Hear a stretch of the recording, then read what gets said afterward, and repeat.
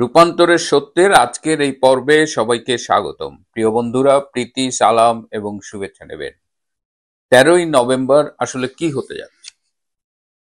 এই দিন আন্তর্জাতিক অপরাধ আদালত বা আইসিটি তারা শেখ হাসিনার বিরুদ্ধে একটি রায়ের ব্যাপারে তারা কি ওই দিন রায় দেবেন, নাকি কবে রায় ঘোষিত হবে সেই তারিখটা ঘোষণা করবেন? এটি নিয়ে কিন্তু একটি কনফিউশন আছে।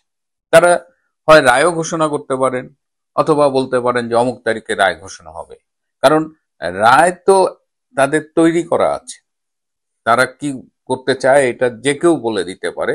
একটা অবৈধ ক্যাঙ্গারু কোর্টে একটা সাজানো বিচার হচ্ছে। সেই বিচারে তারা শেখ হাসিনাকে সর্বোচ্চ শাস্তি দেবে, এটা মানে সুযোগ পেলেই দেবে, এটা বলা যায়।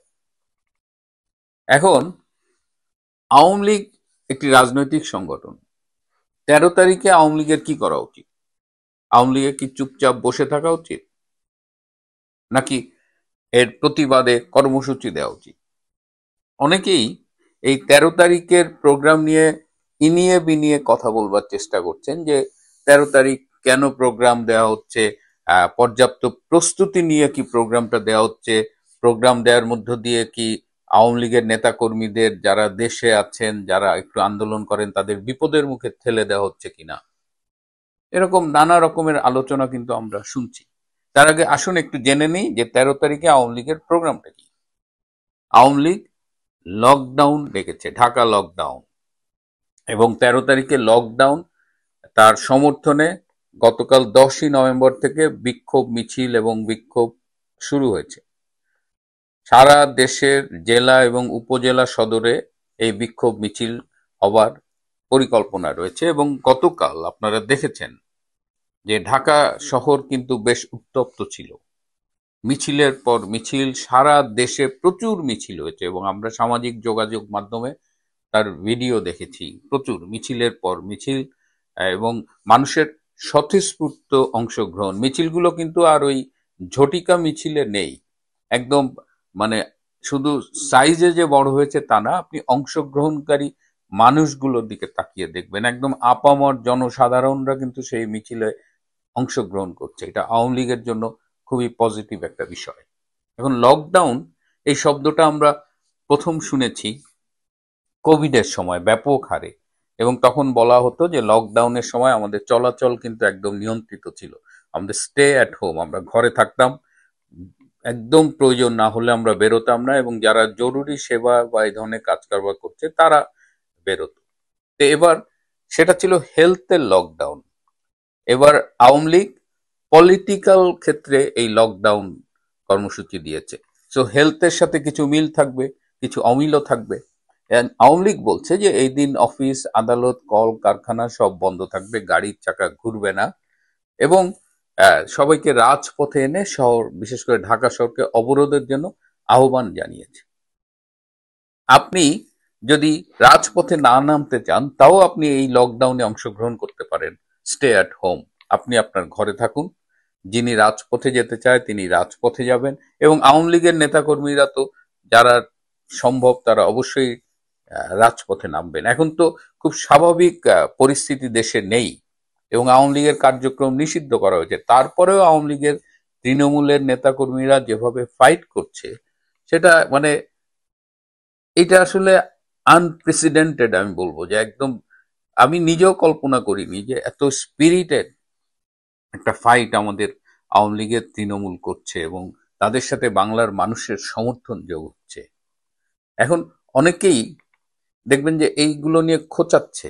এই খোঁচাচ্ছে যারা, তার মধ্যে আবার দুই ধরনের আছে। এক ধরনের আছে লাল বদর, ইনুস, জামাত, শিবির, এরা নানানভাবে খোঁচাবে, সমালোচনা করবে, ঠিক আছে। আর এক ধরনের লোক আছে আমাদের, যারা আমাদের পক্ষে, যারা ইনুসকে পছন্দ করে না, যারা মনে করে যে ইনুসের মাধ্যমে দেশটা ধ্বংস হয়ে যাচ্ছে, জামাত শিবিরের মাধ্যমে দেশ ধ্বংস হচ্ছে, তারাও কিন্তু অনেক সময় এমন এমন কথা বলছে যেটা তাদের বিবেচনা বোধের সাথে যায় না।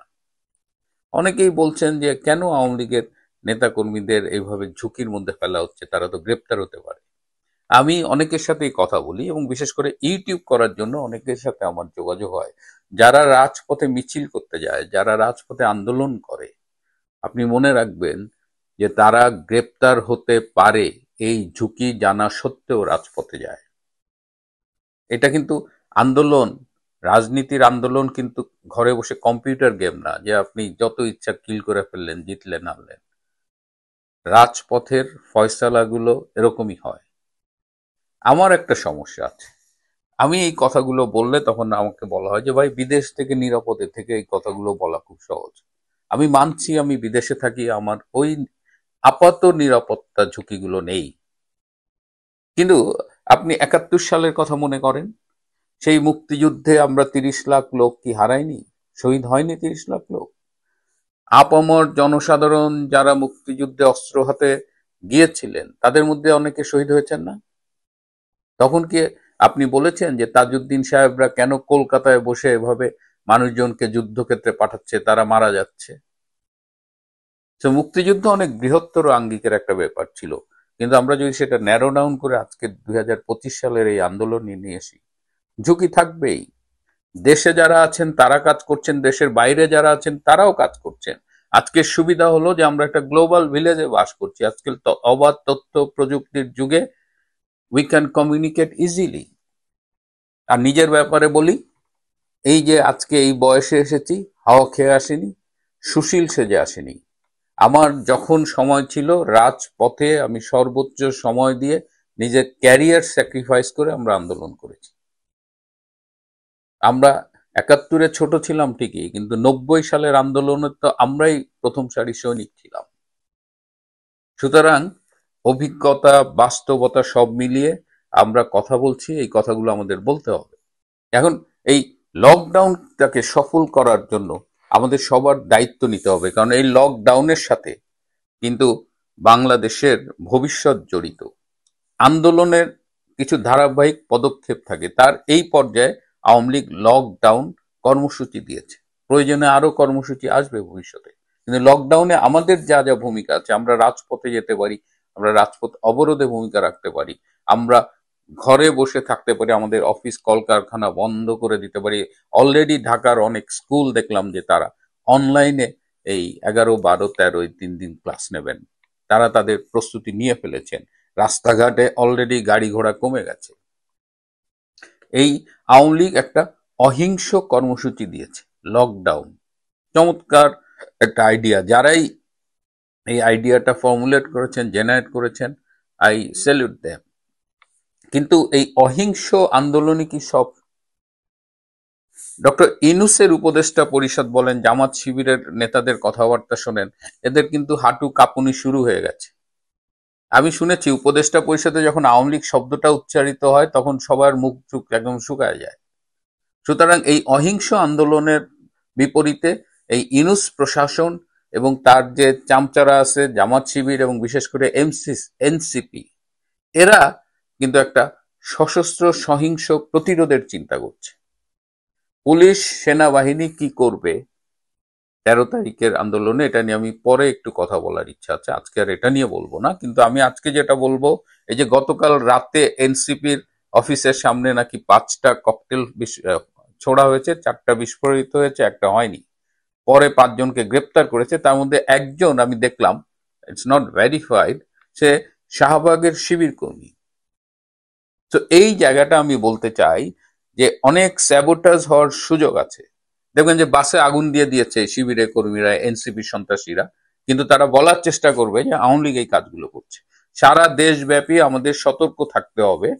আমরা আমাদের কর্মসূচি চালিয়ে যাব যারা লকডাউনের সমর্থক, কিন্তু পাশাপাশি এই লকডাউনকে বিতর্কিত করবার জন্য, এত শান্তিপূর্ণ একটা আন্দোলনকে বিতর্কিত করার জন্য অনেক সন্ত্রাসী ঘটনার পরিকল্পনা করেছে এনসিপি এবং জামাত শিবির। আমি দেশের একটি গোয়েন্দা সূত্রে এই খবরটা পেয়েছি।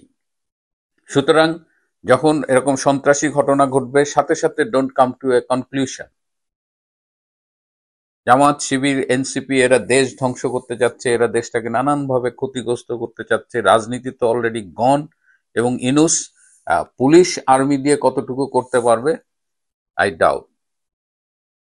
সুতরাং আসুন বাংলাদেশকে রক্ষার জন্য আমাদের স্ব অবস্থান থেকে আমরা এই ঢাকা লকডাউন এই কর্মসূচিটাকে সফল করি। এই কর্মসূচির এই আন্দোলন কিন্তু একদম উপজেলা সদর পর্যন্ত চলবে।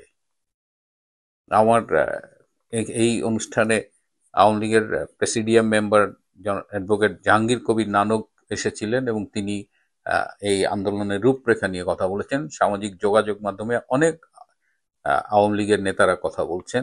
সুতরাং এটা নিয়ে কোনো কনফিউশন নেই। আওয়ামী লীগ জেনে শুনে তার নেতাকর্মীকে বিপদে ফেলে দেয় না, বরং দল এখন অনেক দায়িত্ব নিচ্ছে ক্ষতিগ্রস্ত পরিবারের, ক্ষতিগ্রস্ত নেতাকর্মীর। তারপরেও রাজপথে যখন নেমেছি, এই ঝুঁকি থাকবেই। দেশে থাকি বিদেশে থাকি এই ঝুঁকির মুখেই আমরা কাজ করছি। ইনশাআল্লাহ বিজয় আমাদের হবেই। বাংলাদেশ মুক্তি পাবে এই ইনুস, এই জামাত শিবির, এই এনসিপির লালবদরদের হাত থেকে। আজ এ পর্যন্তই। ভালো থাকবেন, সুস্থ থাকবেন। তার চেয়েও জরুরি হলো নিরাপদে থাকবেন। সবাইকে অনেক ধন্যবাদ।